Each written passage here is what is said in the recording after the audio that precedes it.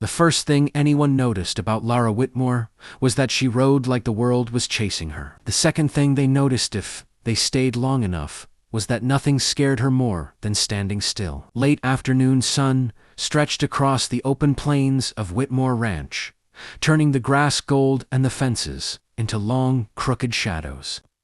Lara urged her horse Ash into a full gallop, wind tearing at her hair as the ground blurred beneath them. She didn't saddle him, never did. Saddles felt like restraints, and Lara had spent her whole life fighting those. She leaned low over Ash's neck, heart pounding, breath burning. For a moment, just a moment, everything went quiet inside her head. Then she saw him. A man stood near the corral, still as a fence post, watching her approach. Lara didn't slow. She aimed straight for him, pulling Ash to a sharp stop just feet away. Dust exploded around them. The man didn't flinch. That alone irritated her. He was tall, broad-shouldered, dressed in worn work clothes that had seen real miles.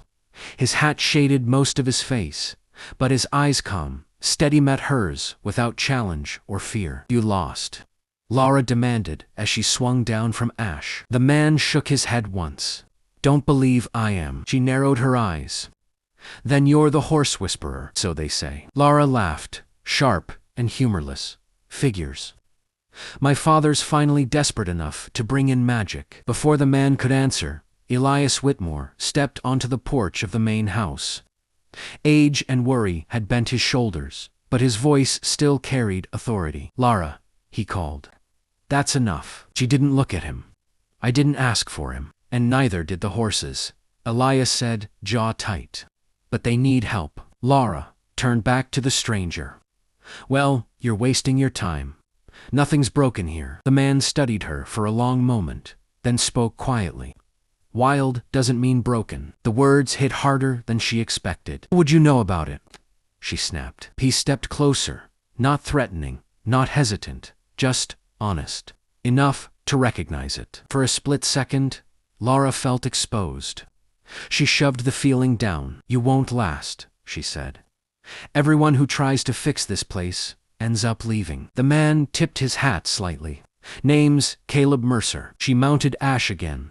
"Don't get attached, Caleb Mercer." With that, she rode off, dust trailing behind her like a warning. Caleb watched her go, chest tight. He'd worked with violent stallions, nervous mares, animals that kicked and bit because pain had taught them to expect the worst. Lara Whitmore carried that same energy, defiant, fast, untouchable. Elias joined him at the fence.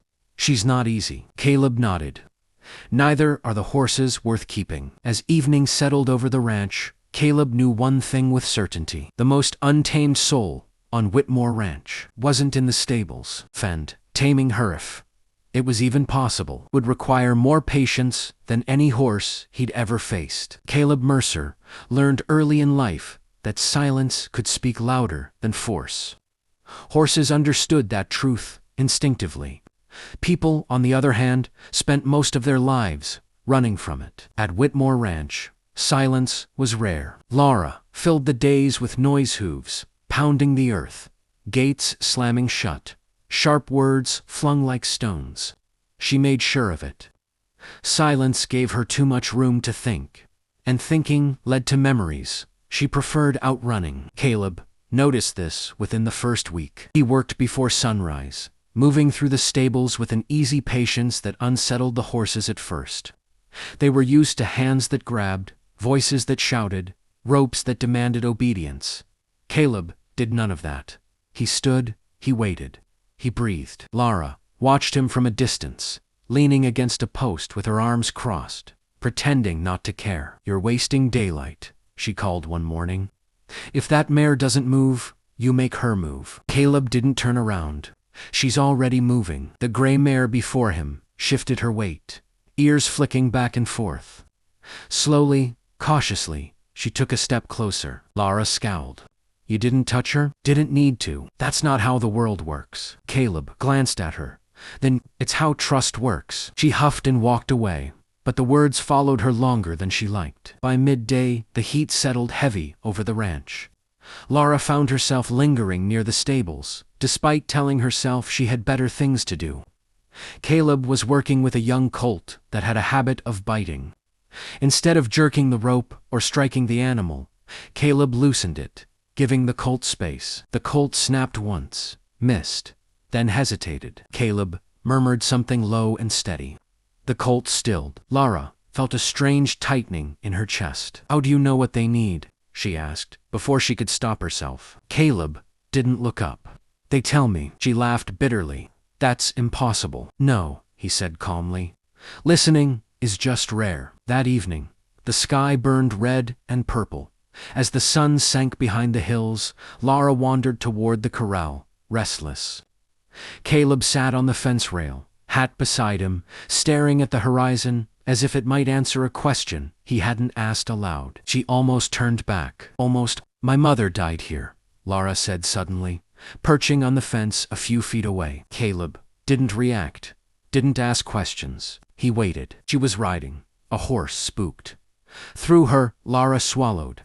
"After that, my father tightened every rein he could find." Caleb nodded slowly.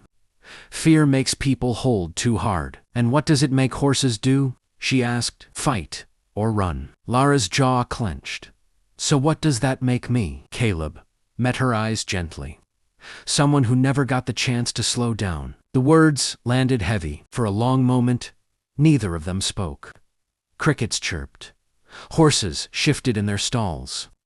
The quiet pressed in, not sharp, not threatening, different. "You ever lose someone?" Lara asked softly. Caleb's gaze dropped to his hands. "Yes." She waited, but he didn't elaborate. "I don't trust people who stay," she admitted. "They always leave." Caleb looked back toward the darkening fields. "Some leave because they're afraid of what staying might cost." Lara studied him then, really studied him. He wasn't distant. He was guarded. For the first time, she wondered if they were more alike than she cared to admit. When she slid down from the fence, she didn't tell him to leave. And Caleb, watching her walk away, realized something else entirely. Listening to Lara Whitmore might be the hardest and most dangerous thing he'd ever done. The storm rolled in like a warning no one wanted to hear. Caleb sensed it before the sky. Darkened horses grew restless, shifting in their stalls, ears twitching at something unseen. Animals always knew first. By the time thunder growled low on the horizon, the wind had already begun to carry unease across Whitmore Ranch. Lara felt it too. She was in the far pasture, checking fence posts, when the first crack of thunder split the air. Ash tossed his head beneath her, muscles tightening. She should have turned back. Instead, she urged him forward. Then, it happened. A young sorrel colt bolted from the open gate near the lower corral, panic driving him straight toward the ravine where the land dropped away without mercy. "Damn it," Lara shouted. She didn't think. She never did. She spun Ash and took off after the colt rain beginning to fall in hard stinging sheets. From the barn, Caleb saw the gate swinging wide and the flash of movement beyond it. His chest tightened. "Lara," he shouted, already mounting a nearby horse. Thunder crashed as he rode hard, rain soaking him through in seconds.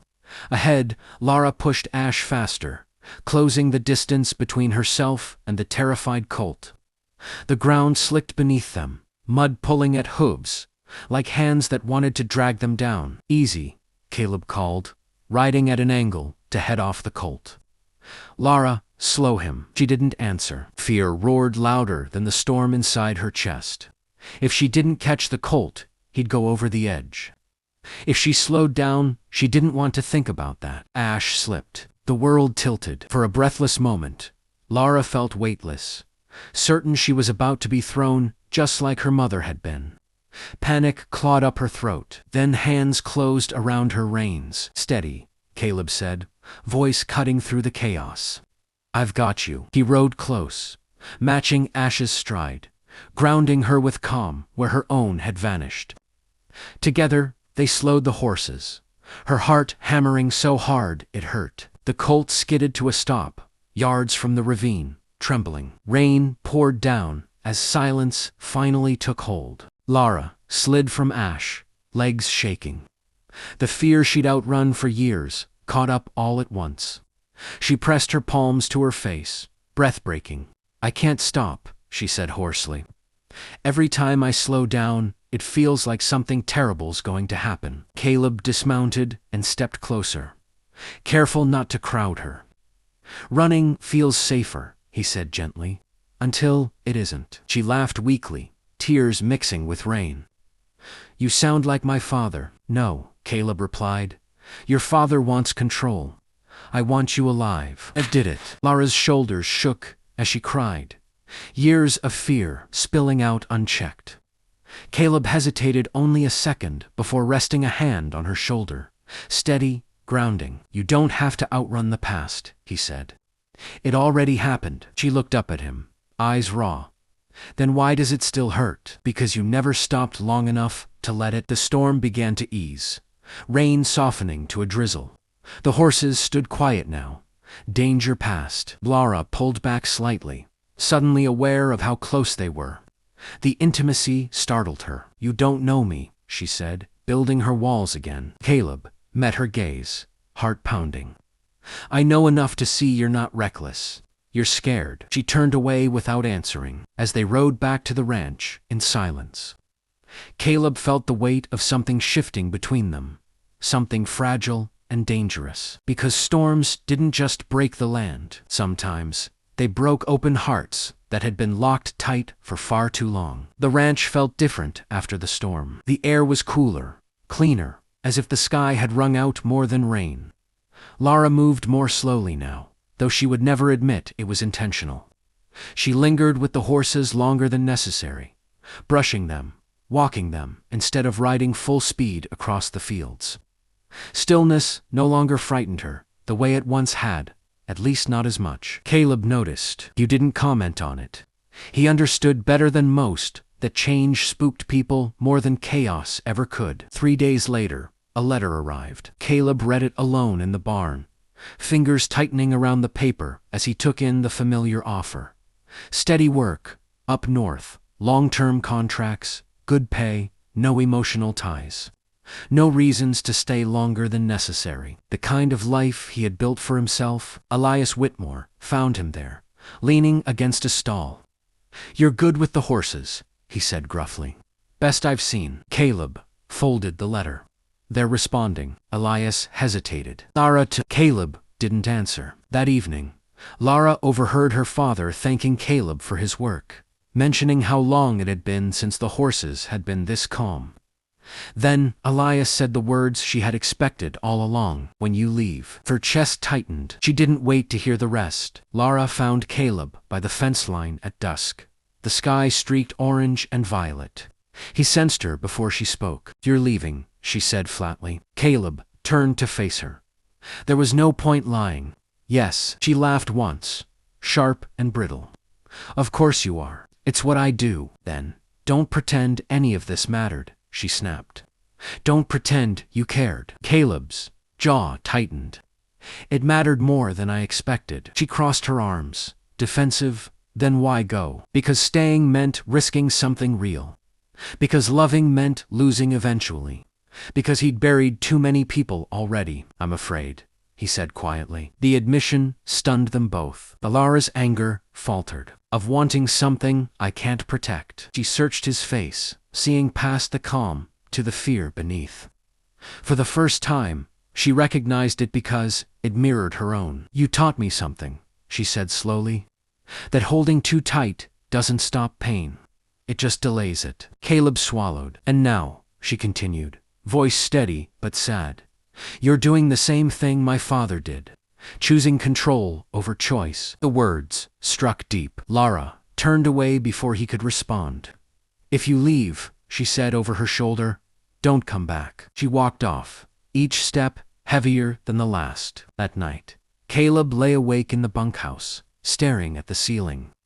The letter rested on the table beside him, its promises suddenly hollow. He thought of Lara, riding recklessly across the fields, of her quiet strength when she slowed, of the way her eyes searched for exits, even in peace. He had spent his life moving from place to place, convincing himself that solitude was safety. But safety had never felt this lonely. By dawn, the decision he'd been avoiding became unavoidable. Running had always been easy, staying. That was the real test of courage. Morning broke softly over Whitmore Ranch, the kind of morning that felt like an offering rather than a demand. The land stretched quiet and open, dew clinging to the grass as the sun climbed slowly into the sky. For the first time in years, Lara Whitmore wasn't running from the day. She rode Ash at an easy pace toward the far meadow, the place her mother had loved most. The ache was still there, but it no longer felt sharp enough to cut. Caleb's words echoed in her mind. You don't have to outrun the past.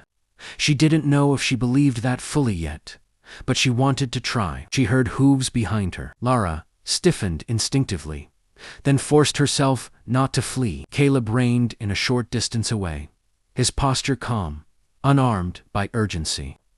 He looked tired, like a man who hadn't slept, but had finally decided something important. I was hoping I'd find you here, he said. She didn't turn around. If you're here to say goodbye, make it quick. I'm not leaving. That got her attention. Lara faced him slowly. For how long? Caleb held her gaze. For as long as you'll have me. She searched his face for doubt, for excuses, for the man who always ran when things mattered. What she found instead was resolve, quiet, unshakable. You don't owe us anything, she said carefully. I know, he replied.